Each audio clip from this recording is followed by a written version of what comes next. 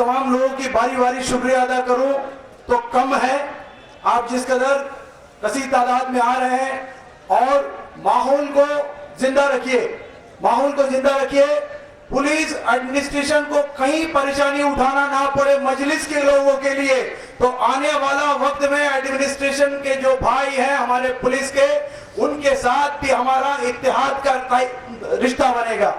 अभी मेरे मंच में बहुत ही कीमती कुछ साथी आ चुके हैं, उनका मैं इस्तकबाल करता हूं।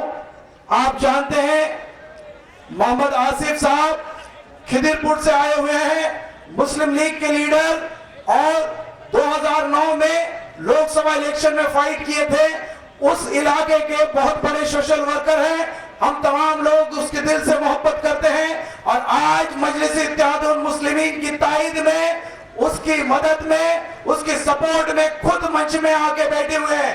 मैं आसिफ भाई को बोलूंगा थोड़ी देर के लिए खड़ा होकर अपना चेहरा लोगों को दिखा दे और तालियों से गड़गड़ा दीजिए आसिफ भाई को। हम चाहेंगे ऐसे साथी जो समाजी कारकुन हैं वो मजलिस में शामिल हो और सही हिंदुस्तान बनाने में मददगार पैदा हो।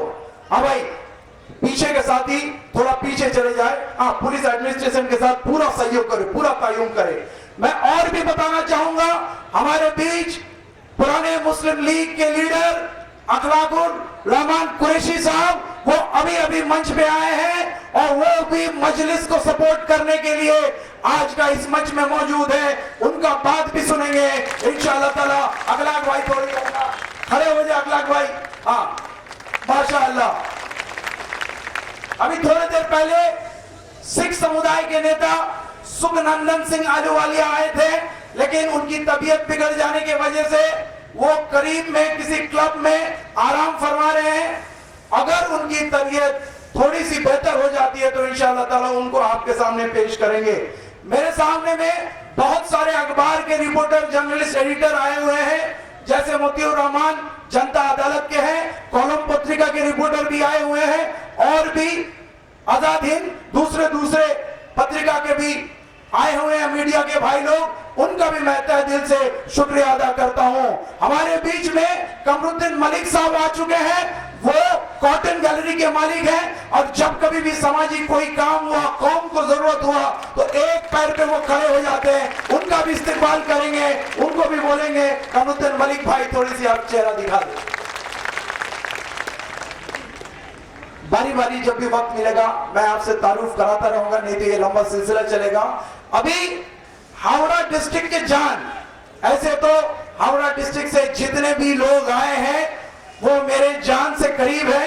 हर भाई का मैं इस्तकबाल करता हूं और इत्तेफाक से मैं कलकत्ता में रहता हूं, लेकिन मेरा जो पुरखों का मकान है वो हावड़ा डिस्ट्रिक्ट में ही है।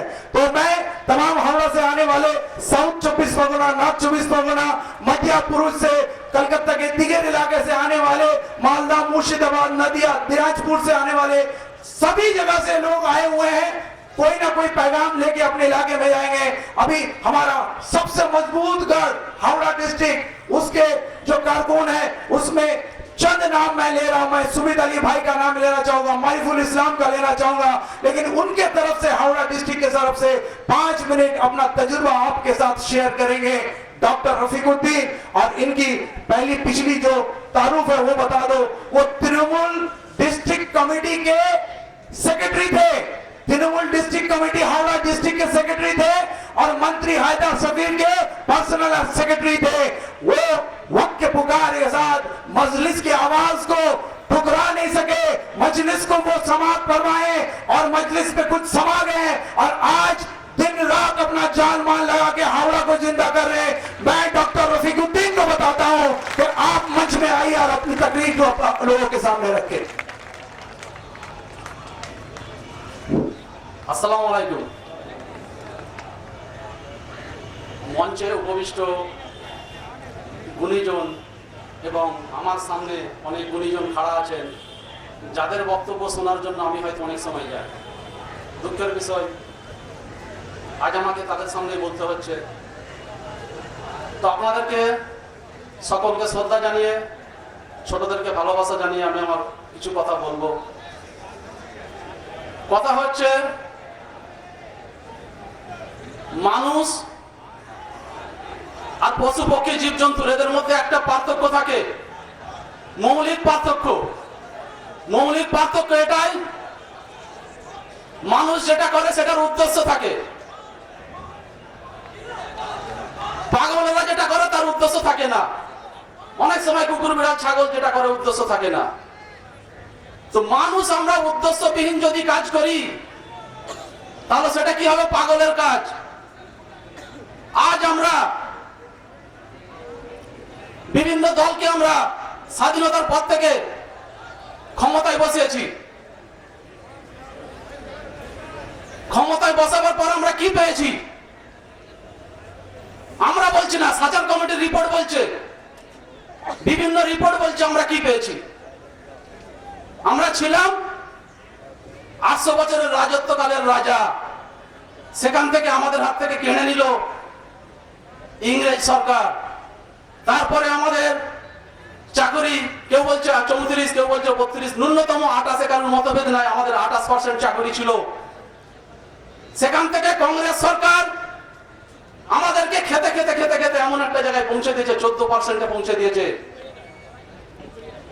তারপরে 34 বছরের লাল ঝান্ডা সরকার আমাদেরকে 1.8% পৌঁছে দিয়েছে। তারপরে আমাদের এসেছে দিদি সরকার, মামাটি মানুষের সরকার, যার কোনো তুলনা হয় না।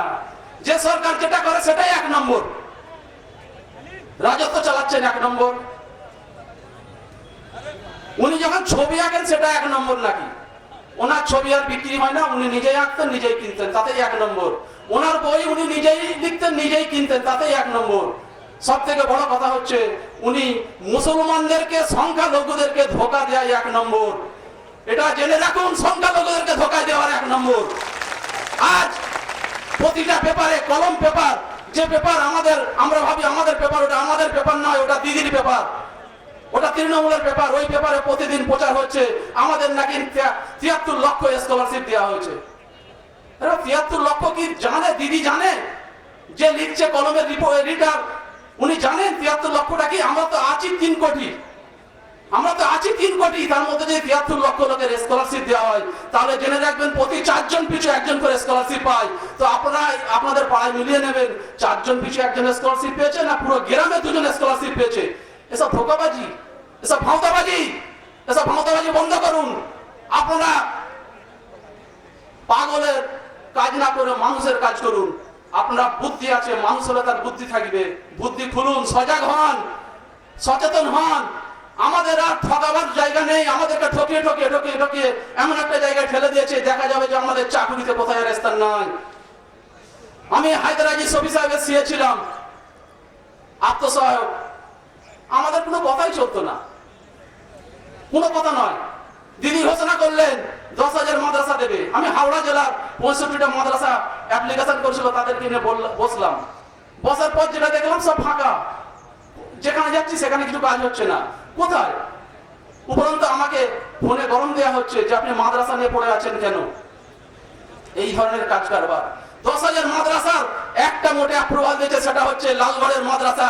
তাতে 5 জন যদি কিছু নিয়ে যায় তারও একটা উদ্দেশ্য থাকে, আমি বাসা বানাবো। তো আমরা কি উদ্দেশ্য করছি? আমাদের তো উদ্দেশ্য আখিরাত নেই। আমরা চেষ্টা করছি কি যে যার এলাকার লিডারকে খুশি করব, সেই এলাকার লিডার চাইছে ডিস্ট্রিক্ট লিডারকে খুশি করব, ডিস্ট্রিক্ট লিডার চাইছে মমতা ব্যানার্জিকে খুশি করব। এখানেই আমাদের শেষ। আমাদের আখিরাত বলে কিছু নেই। না টিএমসিতে আখিরাত আছে, না কংগ্রেসে আখিরাত আছে, না সিপিএম এ আখিরাত আছে। কিন্তু আমাদের এমআইএম এ আমরা যেটা করব আল্লাহর জন্য করব, যেটা করব মানুষের জন্য করব। আমরা এই দুনিয়ায় না পেলে আমরা আখিরাতে পাবো ইনশাআল্লাহ। সেই জন্য ভাই আমাদেরকে মনে রাখতে হবে যে আমরা কিছু পাইনি, কিছু পাইনি, কিছু পাইনি। আমাদেরকে শুধু ব্যবহার করা হয় পোস্টার মারার জন্য, আমাদেরকে শুধু ব্যবহার করা হয় গ্যালারি ভরার জন্য, আমাদেরকে শুধু ব্যবহার করা হয় গাছে উঠে ঝান্ডা টাঙাবার জন্য।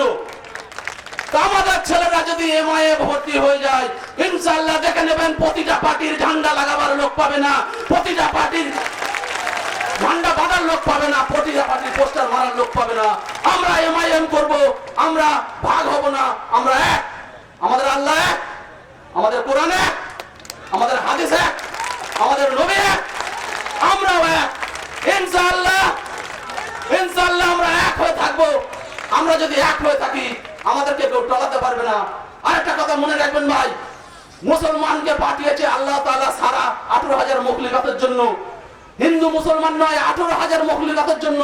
একটা কুকুরও যদি অসুস্থ হয়ে পড়ে তাকে আপনার দেখার দায়িত্ব, একটা বিড়ালও যদি অসুস্থ হয়ে পড়ে তাকে আপনার দেখার দায়িত্ব।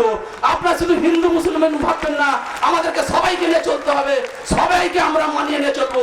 আমরা 800 বছর রাজত্ব করেছি, সবাইকে নিয়ে চলেছি। ইনশাআল্লাহ আমরা যদি ক্ষমতায় আসি আমরা সবাইকে নিয়ে চলবো। ইনশাআল্লাহ আমরা হাওড়া জেলায় খুব ভালো কাজ হচ্ছে, হাওড়া জেলায় 4টে সিট আমাদের কনফার্ম হয়ে গেছে, 4টে সিট আমরা প্রার্থী দেবো, ইনশাআল্লাহ জয়লাভ করবো। এবং এই মমতা ব্যানার্জির সরকার, দুর্নীতির সরকার, সারদা সরকারকে আমরা উৎখাত করবো ইনশাআল্লাহ। এই বলে আমি আমার বক্তব্য শেষ করলাম।